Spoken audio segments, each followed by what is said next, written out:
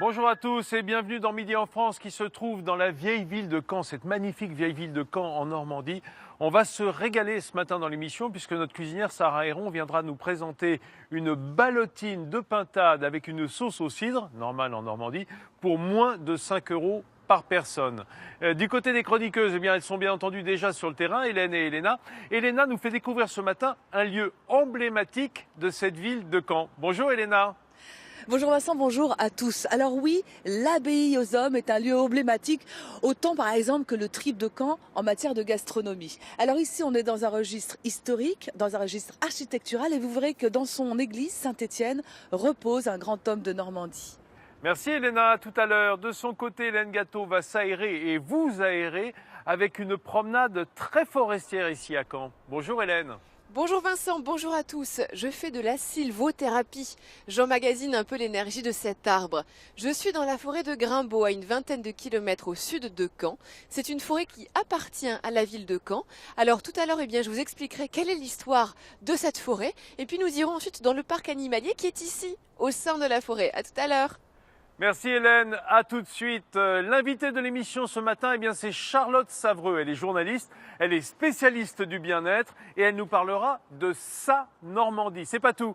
Jean-Baptiste Patier, notre camarade de France 3 Normandie, est avec nous pour cette émission. Et lui aussi, il va nous parler de sa Normandie. Cette Normandie, elle est à tout le monde, Jean-Baptiste, alors?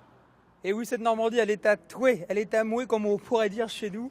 En tout cas, elle est à nous tous, cette Normandie, là où je suis né. Quel bonheur de vous accueillir ici sur la place Saint-Sauveur à Caen, capitale du Calvados, un des 5 départements de la Normandie. Elle est vraiment à tous les Guillaume, cette Normandie. Et oui, puisque Guillaume le Conquérant, c'est lui qui a fondé cette ville. Il est né vers 1027 à Falaise. Il est devenu à 8 ans, en 1035, duc de Normandie avant d'être couronné roi d'Angleterre en 1066. Il a fait de Caen une ville majeure en construisant 2 abbayes, l'abbaye aux dames et l'abbaye aux hommes, et bien sûr aussi le château de Caen. Et d'ailleurs, aujourd'hui, il y a un circuit historique dans la ville pour marcher sur ses pas. Et lui aussi a su conquérir le cœur de tous les téléspectateurs et surtout les téléspectatrices. C'est Vincent Ferniaud. Bonjour les Canaises, bonjour à tous. Bonjour Charlotte. Bonjour Vincent, Comment bonjour ça à va, tous. Charlotte Savreux, salut Jean-Baptiste. Bonjour à tous. Je vous présente Sarah Héron qui nous fait le plaisir d'être avec nous. Bonjour Sarah, comment ça va? Ça va. Et qu'est-ce que vous nous préparez aujourd'hui Sarah? Alors aujourd'hui, nous allons faire un suprême de pintade farci aux champignons et noisettes caramélisées avec une sauce au cidre. Et là, on se dit qu'on a bien fait de venir. Bah, et qu'on va de toute se façon, régaler. Dites donc Charlotte, Oui. Vous avez beau être rouennaise de cœur, vous avez quand même démarré à France 3 Normandie. Vous êtes un peu de la région quand même, carrément. Exactement, j'ai fait mes premiers pas chez France 3 Normandie, à l'antenne de Rouen. Voilà, mes premiers pas en direct. Et d'ailleurs, à chaque fois, j'ai toujours une pensée très émue pour Laurent Camp, qui est toujours chez France 3 Normandie à Caen et qui m'a, tout simplement, Et qu'on embrasse, ouvert la porte. Après, j'ai fait mon chemin sur d'autres chaînes, mais en tout cas, je lui dois mes premiers pas en télévision. Donc, Et ben merci voilà. Laurent. Bien, en attendant de faire la cuisine ensemble, Charlotte, on va retrouver Elena Morna, qui est pas très loin d'ici, à l'abbaye aux hommes. Elena, bien entendu. C'est un monument canet qui abrite le tombeau de Guillaume le Conquérant. Exactement Vincent, et le tombeau de Guillaume le Conquérant se trouve juste derrière moi, au cœur de l'église Saint-Étienne de cette abbaye aux hommes. Là je suis dans le cloître où se dressent derrière moi justement les 2 tours de cette église. Alors pourquoi une abbaye aux hommes? Eh bien je vais poser la question à Romain. Bonjour Romain. Bonjour Elena. Alors cette abbaye, elle a été commandée par Guillaume le Conquérant, duc de Normandie, futur roi à l'époque d'Angleterre. Pourquoi une abbaye aux hommes par opposition à une autre qui s'appelle l'abbaye aux dames? Alors il faut pour ça revenir un petit peu en arrière, en 1052, date à laquelle Guillaume décide d'épouser sa cousine Mathilde. Le mariage à l'époque va être interdit par l'Église pour raison de consanguinité. Et donc ces 2 abbayes, aux hommes et aux dames, viennent en rachat de ce mariage. Alors pourquoi ces 2 abbayes ici précisément à Caen, alors que Rouen est la capitale de Normandie? Alors il y a cette histoire de mariage, mais il y a aussi des raisons peut-être un petit peu plus politiques dans la fondation de ces deux monastères. Guillaume voulait faire de Caen la capitale de la Normandie. Rouen a une position quand même assez excentrée. Et cette ville de Caen avait beaucoup d'atouts, proche de Falaise, où est né Guillaume.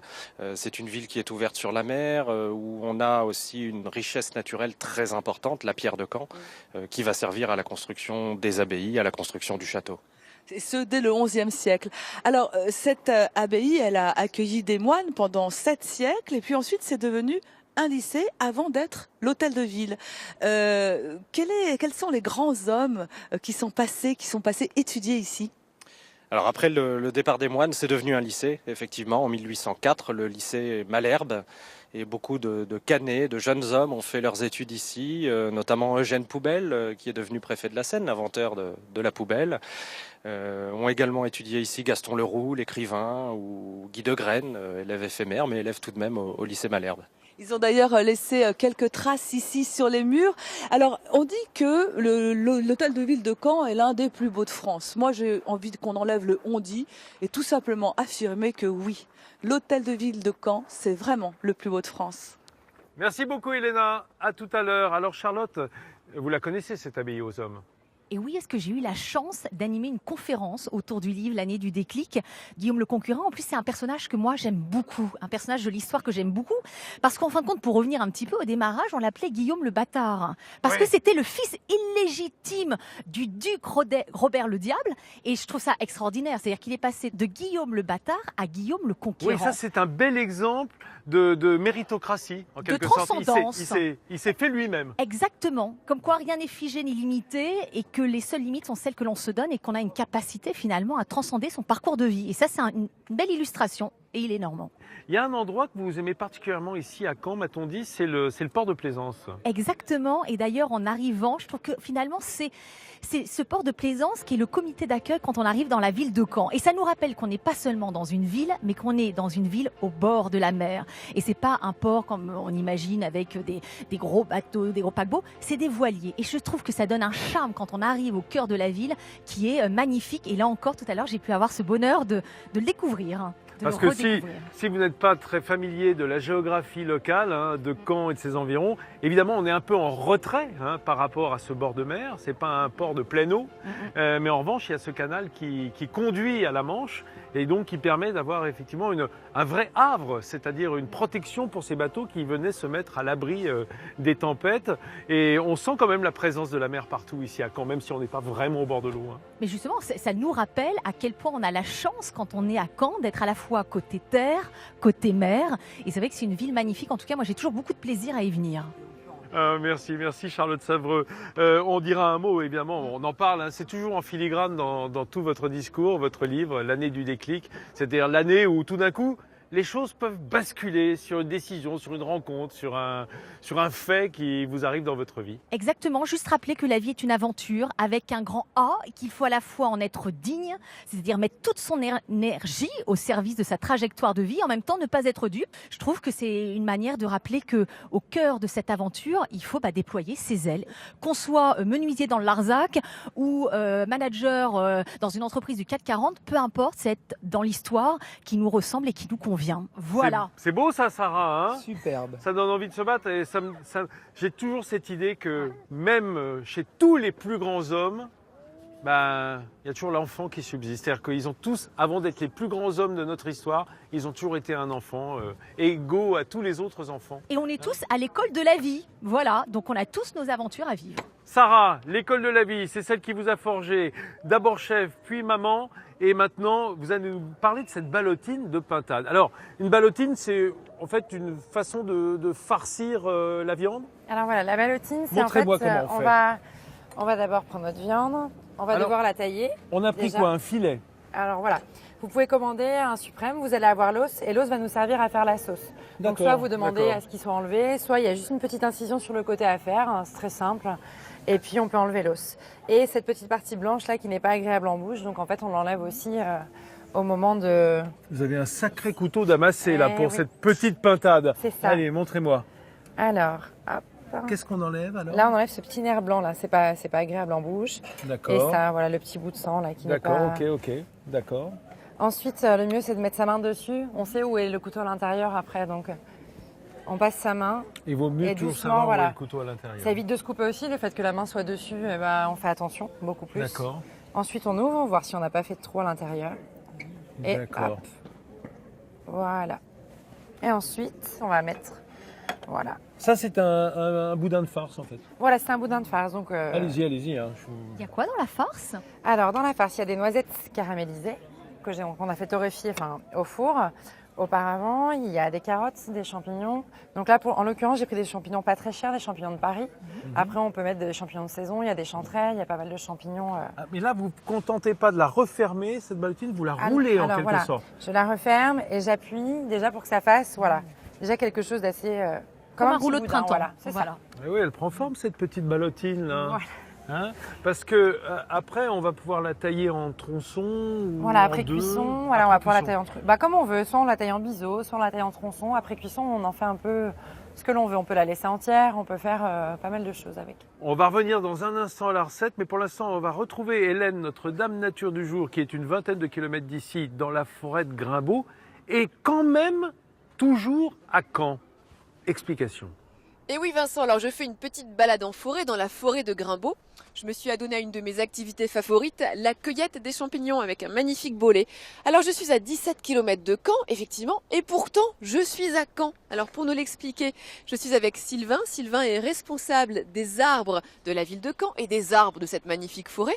Sylvain, comment se fait-il que nous sommes à Caen ici ? Alors en 1972, on a un élu, Monsieur Dincombe, qui a voulu acheter un espace vert puisqu'on n'avait pas d'espace vert sur Caen, et il a acheté à une famille privée, la famille Dommartin. C'était une occasion, une opportunité parce qu'on a peu de forêts en Normandie.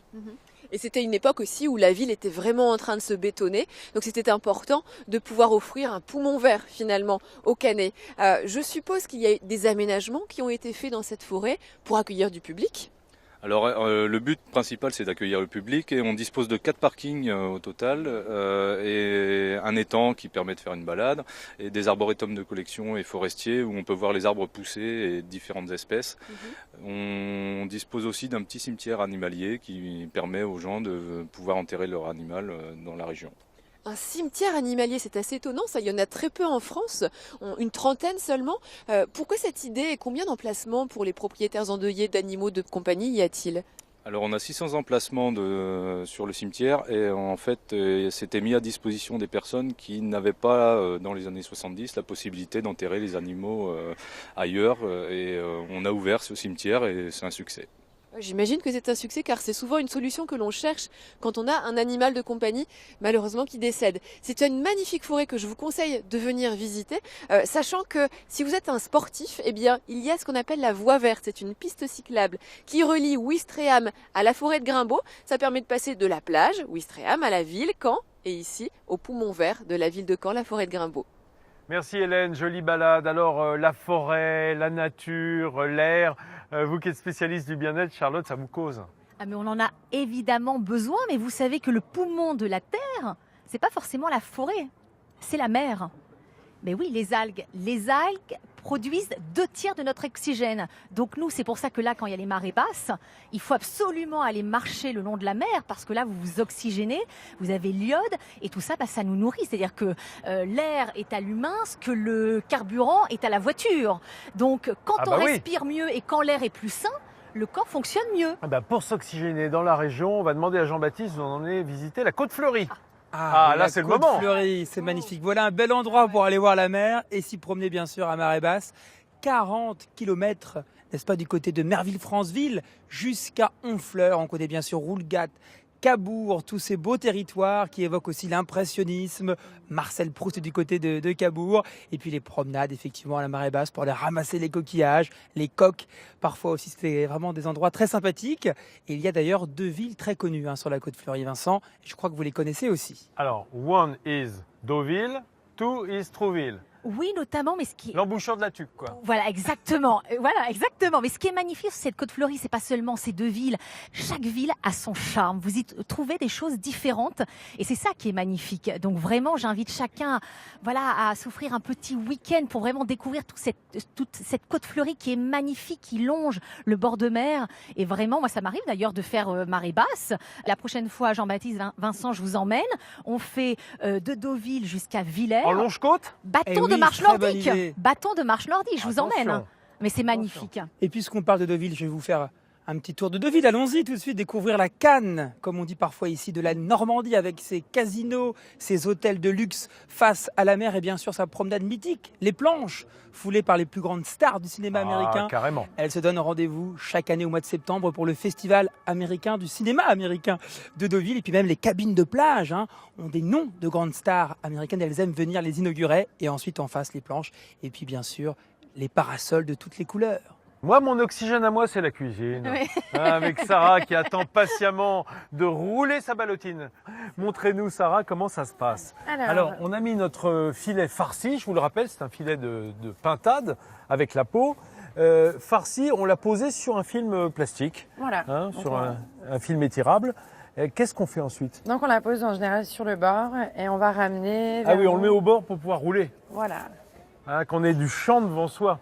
Sur le bord du papier et sur le bord de la planche. Et qu'on puisse bien ramener en fait en dessous pour bien la serrer. Ce qui est intéressant, c'est voilà. de bien la Il serrer. faut bien serrer. Voilà. Bien serrer, parce que sinon ça va se relâcher. Et ce qu'on veut, c'est dans la ballotine, c'est cette forme un peu cylindrique, parfaite, enfin le plus parfait possible. Et ensuite, on va étirer, on va essayer d'enlever le maximum de l'air. Ah, ça aussi c'est important. On chasse l'air vers les côtés, de manière à pas avoir des bulles. Voilà. Et ensuite, on presse bien avec les pouces ici, à cet endroit. Et là, on voilà. roule. Et là, voilà. Ça, c'est le geste. Et ensuite, On va se rouler une ballotine. Un petit boudin en fait. Oui, au résultat, c'est ça. C'est ça. Et alors ça, du coup, une fois qu'il est dans le film plastique, on va le cuire comment? À la vapeur ou Voilà, à l'eau on peut bouillante? cuire frémissement dans l'eau. Une petite quinzaine de minutes, c'est très bien, ça suffit, c'est cuit. Bien les amis, le déjeuner approche, on commence à avoir un petit peu faim. On va retrouver quand même pour une ultime promenade, Elena Morna, qui est toujours à l'abbaye aux Hommes. Alors c'est un bâtiment extrêmement connu ici à Caen, puisque ces anciens bâtiments conventuels sont aujourd'hui l'hôtel de ville de Caen. En fait, je suis maintenant à l'intérieur de ce qui est devenu donc aujourd'hui l'hôtel de ville et regardez, je suis dans la salle où on se dit oui, la salle des mariages magnifique, élégante, ces tableaux, ces boiseries. Alors auparavant, du temps où l'abbaye aux Hommes était un lycée, eh bien c'était ici la chapelle des étudiants et du temps des moines, c'était une salle particulière. Celui qui m'a dit oui pour en parler, c'est toujours Romain. Parlez-moi de cette salle dite capitulaire. Alors la salle capitulaire, c'est la salle où chaque jour les moines venaient pour discuter ensemble de l'administration du monastère, pour y prendre toutes les décisions importantes. Alors les moines font vote de silence, mais exception ici où les moines ont voix au chapitre, où ils ont le droit de s'exprimer. D'où l'expression donc voix au chapitre. Alors vous vouliez me montrer une autre salle qui est juste à côté, qui est donc la plus petite salle de l'abbaye. On y retrouve ces formidables boiseries. C'est vraiment aussi une salle élégante, la plus petite, mais pas la moins intéressante. Qu'est-ce qui se passait dans cette salle du temps de l'abbaye aux Hommes? Alors ici, nous sommes dans l'ancienne sacristie. Donc une salle que les moines utilisaient très fréquemment. C'est ici qu'étaient rangés les vêtements, les objets liturgiques appartenant à la communauté religieuse. Les vêtements que l'on voit là dans ce meuble qui s'appelle un chapier. C'est un chapier, alors c'est un meuble au fonctionnement très ingénieux, un peu l'ancêtre de notre dressing, et qui permettait de maintenir les vêtements à plat pour ne pas les abîmer et faciliter leur conservation. Alors, cette pièce est restée un vestiaire, non plus pour les moines avec leur chapier, mais pour les élus qui vont vêtir ici une écharpe, celle-ci, avant de célébrer les mariages dans la salle qui est derrière moi. Merci beaucoup Elena, on va rester dans une architecture aux religieuses, j'ai envie de dire, puisqu'ici il y a de belles églises, et notamment l'église Saint-Pierre. Alors oui, l'église Saint-Pierre qui est au cœur de Caen, entre le port, nous parlions du port tout à l'heure, et le château, vraiment allez-y, parce qu'on passe des fois un peu comme ça à côté sans trop la regarder, mais si vous observez bien les sculptures, c'est absolument splendide, notamment les arcs-boutants de l'abside avec des pinacles crénelés absolument splendides. Des pinacles quoi? Crénelés. Des pinacles crénelés. Oui, ce sont les sommets de ces arcs-boutants avec une sculpture vraiment comme de la dentelle. C'est effectivement. absolument splendide. Ça a été restauré en plus récemment. Cette église date du 15e, 16e siècle, même un petit peu du 14e. Gothique rayonnant, gothique flamboyant. Voilà un très beau chef-d'œuvre de l'art sacré ici en Normandie. Alors JB, les arcs-boutants, ça aide les églises à se tenir droit. Ça n'est pas le cas de toutes les églises à Caen. Non, il y a une curiosité qui est vraiment amusante et étonnante. C'est l'église Saint-Jean, également en centre-ville, mais un petit peu plus éloignée. Elle est, on l'appelle d'ailleurs la tour de Pise un petit peu ici, parce qu'elle est de travers. Elle a été construite, surtout au XVe siècle, sur des marécages. Et c'est vraiment étonnant parce que on observe bien certaines voûtes et certains piliers qui sont légèrement de côté. Ça a été compliqué parce qu'il a fallu parfois la renforcer avec des piliers de béton après la Seconde Guerre mondiale. Également, elle a été fermée en 2012, puis ouverte de nouveau. Maintenant, on peut encore la visiter avec des arcs en bois à l'intérieur qui protègent certaines zones. Mais c'est vraiment étonnant, allez-y. On dit souvent qu'elle a un peu une atmosphère mystérieuse. Chère Sarah, là, qu'est-ce que c'est? On est en train de glacer les carottes? Voilà, donc on est en train de terminer la cuisson des carottes. D'accord. Et voilà, donc là ça se termine, si on arrive à la fin de la réduction. Et là, c'est quoi ça? Donc c'est la moussine de pané. Oh là on va là, pouvoir qu'est-ce qu'elle ajouter est, le miel. qu'est-ce qu'elle est, je dirais, qu'est-ce qu'elle est fluide, qu'est-ce qu'elle est bien passée? Elle a été tamisée? Non, pas du tout. Elle a juste été mixeur, Mixée, avec un mais- mixeur à la maison, même pas en Ah ouais. blender. Merveilleux. Et il faut bien les Et ça faire sent cuire très bon, longtemps. Et alors, les ballotines, est-ce qu'on les poêle? Oui, on va les poêler, on va avec de Allons-y, l'huile d'olive alors. et un petit peu de beurre. Voilà, vous avez vu Voilà. qu'on les a bien formés. Combien de temps de cuisson là? Enfin de cuisson, Ah juste, bah on là, va les faire revenir, les colorer. voilà, une petite dizaine, enfin 5-7 minutes à peu minutes, près hein. pour les faire bien colorer. Bien entendu. Là, c'est le spectacle, hein, dis donc ça. Très Le joli, beurre hein, qui chante. Ah, ça chante Ah et ouais. ça sent bon, Ah ouais. bien entendu. Il faut dire que dès qu'on met un morceau de beurre et que ça grésille, Voilà. ça aide beaucoup à la coloration et au dégagement des arômes de Exactement. de cette belle pintade, hein, Et qui ça est se une tient chair un très peu plus bien. colorée que le poulet. Mes amis, on va retrouver immédiatement Hélène Gâteau à quelques kilomètres de Caen, dans la forêt de Grimbaud, une forêt qui abrite également un parc animalier. Oui Vincent, alors je suis toujours au cœur de la forêt de Grimbaud, ce havre de paix que les Canets adorent. Hein, c'est le véritable poumon vert avec de multiples activités et effectivement un parc animalier. Là je suis dans l'enclos des animaux, j'ai la chance d'y pénétrer car je retrouve tout de suite Sylvain. Sylvain, vous êtes en train de mettre à manger pour quels animaux là? Alors je mets à manger pour les cerfs et lafs, c'est le cerf d'Europe, le cercica et puis autrement les daims qui viennent manger aussi du blé et de l'orge. Pourquoi avoir décidé de mettre ces animaux dans des enclos alors que finalement on est dans leur milieu naturel, dans la forêt? Alors l'idée c'est de présenter aux enfants et à la population tous les animaux de la forêt et notamment les différences qu'il peut y avoir au niveau morphologie, donc sur le cercica. Quel est le troupeau, l'effectif du troupeau que vous avez? Alors là, on a plus d'une quinzaine d'animaux qui sont présents, avec une reproduction aussi annuelle où on peut voir des petites biches, petits cerfs toute l'année.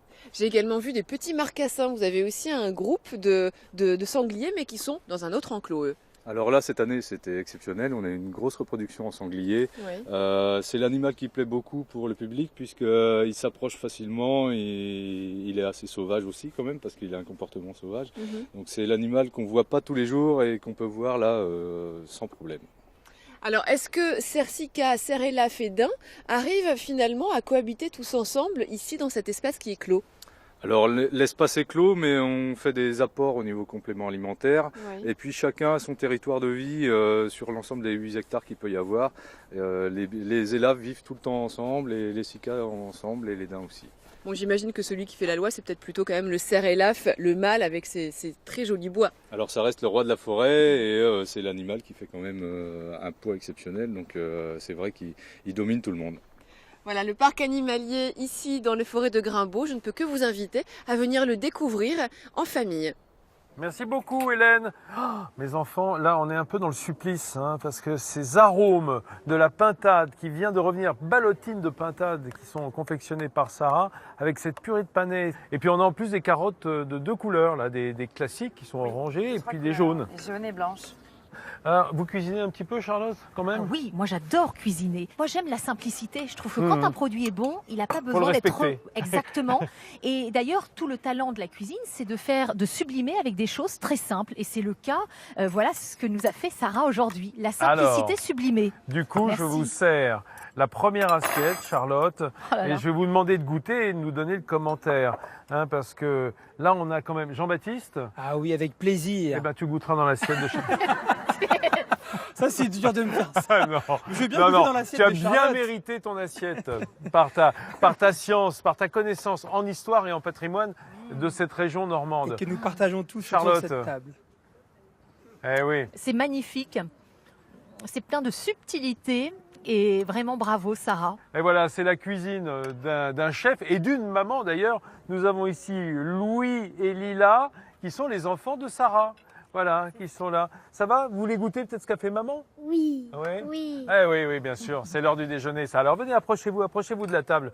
Votre maman va vous faire goûter. Merci, Sarah, d'être venue nous présenter cette ballotine qui est très faisable, hein, une fois qu'on a pris le coup de main.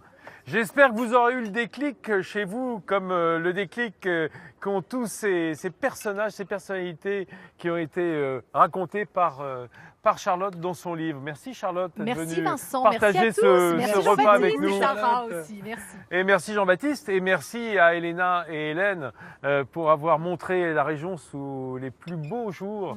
Nous on aime ça, voilà, on aime ça et on aime vous le faire partager. Bonne journée à tous et bon appétit chez vous. Nous on est gâtés.